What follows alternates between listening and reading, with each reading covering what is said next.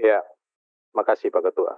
Pak Ketua jangan juga terlalu cepat bilang mau kasih naik anggarannya Irjen ini.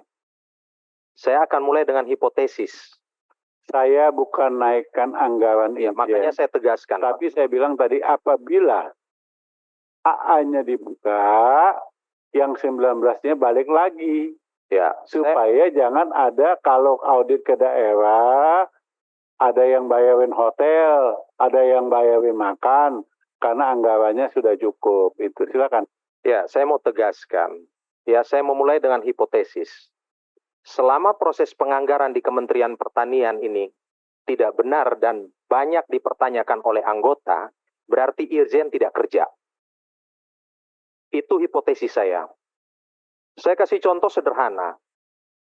Perencanaan itu kan harus berbasis kebutuhan lapangan. Contoh tadi dari 5 ke 15. Itu Irjen tahu tidak? Itu baru satu contoh. Belum contoh yang lain. Jadi saya tidak setuju kalau belum apa-apa nanti bilang AA-nya kemudian ditarik lagi, kemudian Irjen. Saya belum lihat Irjen bekerja.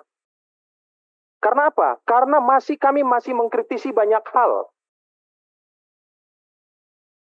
Pengawasan pertama internal itu dilakukan oleh Irjen. Mestinya kami mendapatkan gambaran satu persatu Direktorat Jenderal. Misalnya PKH. Terkait dengan misalnya dukungan manajemen ada 300 miliar. Itu dari segi perspektifnya kerja keirjenan, itu benar apa enggak? Untuk apa saja misalnya? Tadi dari 5 jadi 15, kok Pak Hanan sama Pak Hermanto yang ditanya, mestinya Irjen yang bantu menjelaskan. Untuk sementara ini dulu pengantar, ke belakang nanti panjang lagi.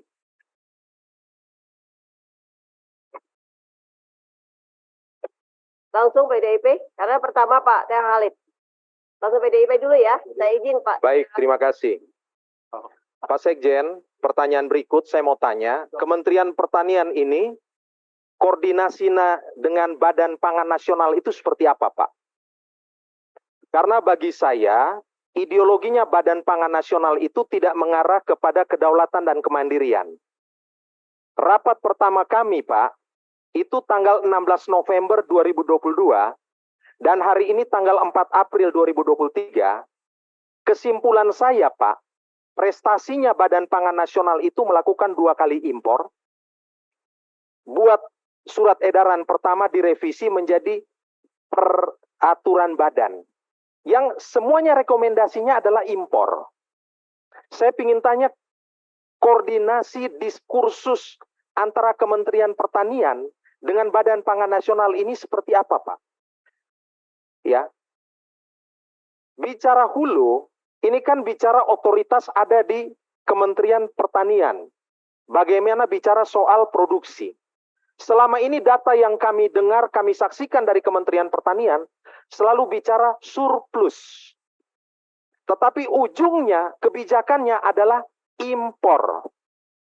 Saya ingin tanya kepada Kementerian Pertanian, bapak-bapak mereka ini, itu yakin betul tidak data yang bapak mereka pegang ini objektif, valid, dan akurat? Kalau bapak mereka yakin, bapak mereka ini berani pasang badan, berani tarung data atau tidak? Karena terus terang, Badan Pangan Nasional itu ada karena ada undang-undang pangan. Dan undang-undang pangan itu DNA-nya adalah kedaulatan dan kemandirian pangan. Nah, kita udah bicara Badan Pangan Nasional ini menjadi konduktor yang mengorkestrasikan semua lembaga dan pangan nasional yang dituntun oleh nafas ideologinya itu kemandirian dan kedaulatan. Kemarin kami diskusi, Pak, Badan Pangan Nasional itu buat roadmap sampai tahun 2045, tujuannya adalah ketahanan pangan. Kalau ketahanan pangan berarti tekanannya semata-mata pada ketersediaan, semata-mata mungkin yang penting barang ada, tidak peduli impor. Dan kalau impor terus-menerus itu bunuh petani, kan begitu. Maka tolong Pak, kami ingin tahu berapa kali Bapak mereka ini berdiskusi dengan Badan Pangan Nasional. Ya, komplikasi-komplikasinya itu, ketegangan-ketegangannya itu pada level apa saja, Pak? Itu yang pertama. Yang kedua, Direktorat Jenderal Perkebunan. Pak Andi, kata kuncinya itu tadi kalau kita bicara perkebunan, satu peremajaan.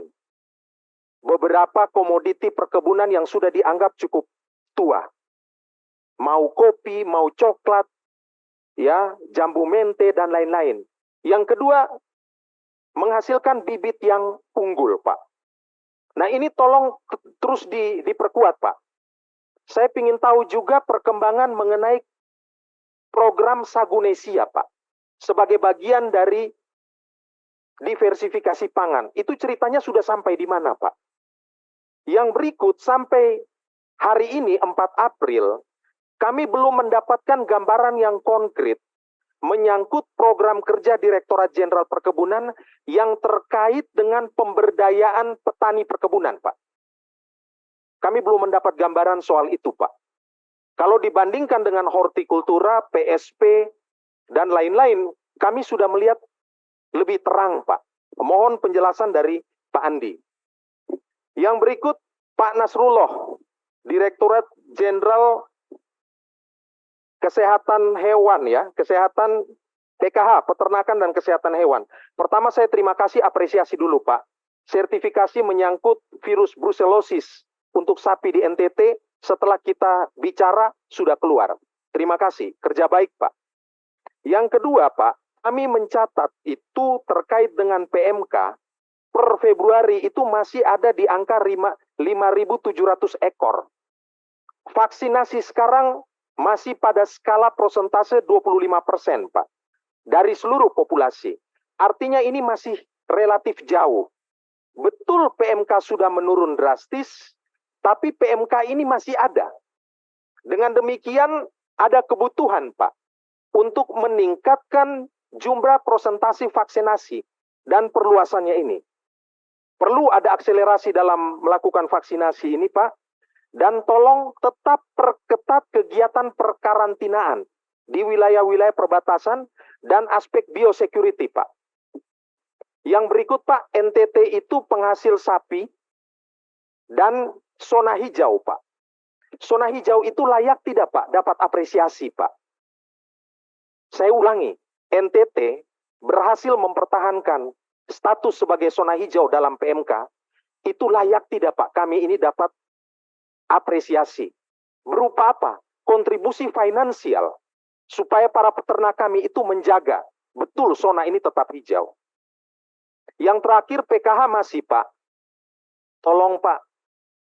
Perlu ada juga alat-alat pembuatan pakan buat para peternak rakyat kita ini. Ya. Sebagai upaya untuk memberdayakan sumber-sumber pakan yang ada, Pak. Dan tolong dilatih juga. Supaya ini bisa mengurangi perlahan namun pasti mengurangi ketergantungan kita pada pakan. Yang terakhir masih terkait dengan PKH, Pak, di Flores itu sudah puluhan tahun ada rabies, Pak. Rabies itu zoonosis. Penyakit yang menimpa hewan tapi bisa menular ke manusia dan saudara-saudara saya banyak yang mati, Pak. Dan targetnya itu 2030 akan hilang. Itu targetnya Kementerian Pertanian. Rabies dari NTT. Kerjanya seperti apa, Pak? Keberpihakannya kira-kira seperti apa, Pak? Alokasi anggarannya bagaimana, Pak? Belum cukup terang benderang terkait dengan hal itu, Pak. Yang berikut, Pak Dedi, Prof. Dedi, saya menambahkan sedikit terkait dengan yang tadi ditanyakan oleh Pak Ketua, soal magang ke Taiwan dan Jepang itu, Pak. Itu mekanisme rekrutmennya seperti apa, Pak? Kualifikasinya bagaimana, Pak? Setelah mereka magang, pulang, apa yang mereka akan lakukan di wilayah mereka masing-masing, Pak?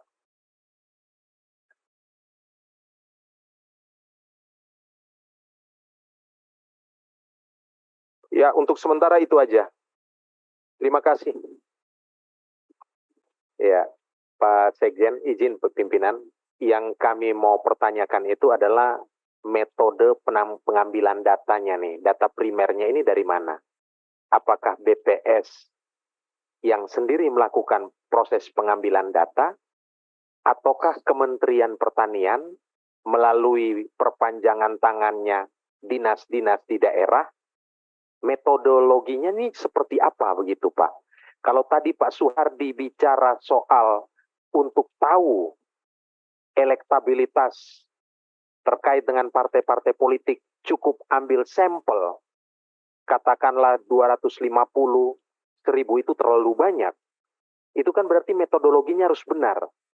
Nah, yang kami ingin tanyakan ujung tombak Kementerian Pertanian atau dinas untuk mengambil data di lapangan nih siapa Pak? Kan begitu. Dan metodenya yang dipakai apa? Ataukah, karena yang kami dengar Pak, BPS ini mereka mengolah data bukan data primer Pak. Data yang juga diterima dari dinas, artinya data sekunder, kan begitu. Nah jadi mungkin Pak Ketua, ini hal-hal seperti ini kita perlu buat, mungkin perlu ada agenda khusus ya yang bisa menjawab tentang model metodologi pengambilan data. Apakah di Kementerian Pertanian, apakah lewat Menteri-Menteri Tani, apakah lewat penyuluh, atau bagaimana begitu kan Pak? Nah nanti kaitannya, tarikannya jauh lagi Pak.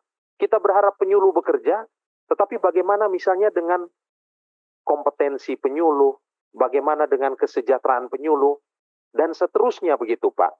Kami saja kalau mau melakukan pengambilan, katakanlah sampel sistemnya ya, survei berarti sampel, itu kan researchernya itu kan perlu kita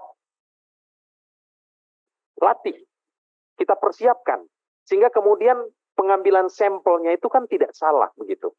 Nah kalau dikaitan dengan ini mungkin berarti bukan sampel ya Pak ya, apakah sistemnya sensus, terus bagaimana dengan yang istilahnya ubinan itu, dan seterusnya begitu Pak.